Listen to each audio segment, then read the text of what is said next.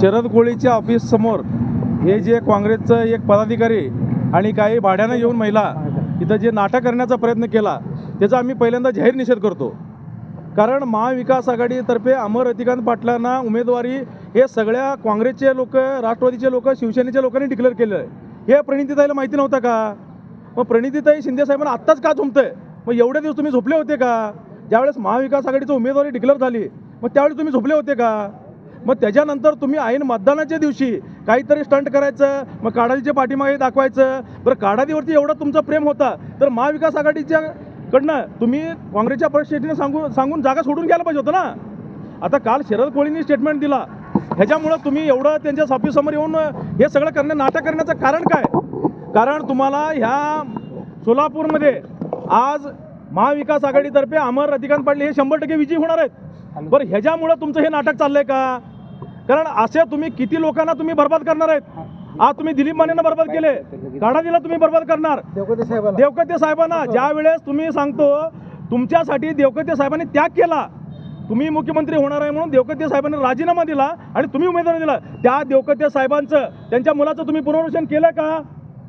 हे अगोदर सुशीलकुमार शिंदे साहेबांनी आणि प्रणितीताई शिंदेने अगोदर जाहीर करावं, मग त्यांच्या कार्यकर्त्यांनी आमच्या ऑफिससमोर काय करायचं तुम्हाला नाटकं नंतर दाखवा. पण मग त्यांनी असा इशारा दिलेला आहे की शरद कोळींची गाडी ऑफिससमोर दिसली की मी पहिला फोडणार, नंतर शरद कोळीची गाडी ऑफिससमोर उद्या तुम्हाला सकाळी दिसेल, त्याचं तुम्ही काळजी करू नका. फक्त तुम्ही ज्या ज्या लोकांना धोका दिलाय त्याचं तुम्ही बघा. जर इथं जे गाडी त्यांची शरद कोळीची आली त्याला सांभाळायला इथला सोलापूर जिल्ह्यातील प्रत्येक शिवसैनिक समर्थक आहे. शरद कोळी हा आमचा वाघ आहे, त्यांनी इथं सोडा. होय, सोलापूर जिल्ह्यात हे किरकोळ आहेत. असं रत्नागिरीमध्ये, सिंधुदुर्गमध्ये हे नारायण राणेला टक्कर घेतलेलं शरद कोळी आहे. आज उद्धव साहेबांनी त्यांच्यावरती एवढी मोठी जबाबदारी दिली आहे.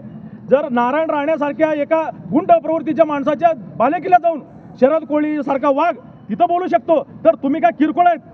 हे गुंडगिरी आमच्याकडनं तुम्ही शिकलाय. कारण गुंडगिरी करण्याचा अधिकार आणि दम देण्याचा अधिकार हे शिवसैनिकांना आणि बाळासाहेब ठाकरेंनी आम्हाला शिकवलंय. जिथं जिथं अन्याय होतं तिथं तुम्ही त्यांच्या विरोधात लढा. काय पुढची भूमिका असणार आहे? उद्या गाडी फुटली तर काय होईल? गाडी जर शरद कोळीची फुटली तर काँग्रेसचं, प्रणितीताई शिंदेचं आणि सुशीलकुमार शिंदेचं घर सुद्धा आम्ही फोडू. महाराष्ट्र विधानसभेच्या निवडणुकीचं मतदान काल 20 तारखेला पार पडलं, परंतु 4 तारखेला नॉमिनेशन दाखल करण्यापासून या ठिकाणी महाआघाडीच्या विकास आघाडीच्या माध्यमातून दक्षिण सोलापूरची जागा ही शिवसेनेकडे आहे हे अधोरेखित झालं आणि त्या माध्यमातून दक्षिण सोलापूरची उमेदवारी महाविकास आघाडीच्या माध्यमातून शिवसेनेचे अमर रतिकांत पाटील यांना जाहीर झाली.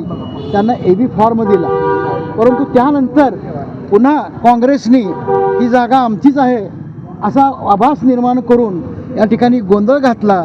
त्यावेळेला माननीय दिलीप मानेंच्या बंगल्यासमोर या ठिकाणी कार्यकर्त्यांचा जथ्था गर्दी जमलेला असताना त्या ठिकाणी काँग्रेसचे शहर अध्यक्ष येऊन म्हणतात की आम्ही सांगली पॅटर्न दाखवून देऊ. सांगली पॅटर्न दाखवून देऊ याचा अर्थ काय? तर सांगलीला जशी बंडखोरी करून या ठिकाणी शिवसेनेचा विश्वासघात केला तेच आम्ही करू असं त्यांनी जाहीरपणाने सांगितलं.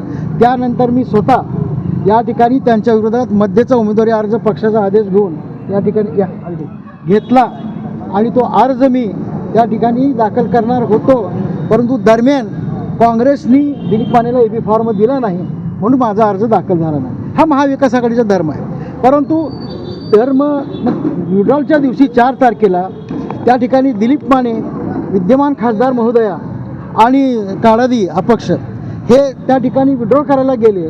दिलीप मानेंचा अर्ज विड्रॉल होतोय परंतु काडादीचा अर्ज तसंच राहतोय. हे कशाचं होतं काय? हे काय सांगताय जनतेला? सर्व लहान मुलांना सुद्धा कळेल की हे काय कसलं षडयंत्र केलं राजकारणाचं. आता त्यानंतर पुन्हा आमच्या उमेदवाराचा प्रचाराचा नारळ चेतन नरोटे उमेदवार म्हणून माझ्याकडे आले घरी भेटायला. महाविकास आघाडीचे उमेदवार म्हणून त्यांचं स्वागत केलं, मी त्यांचा सत्कार केला.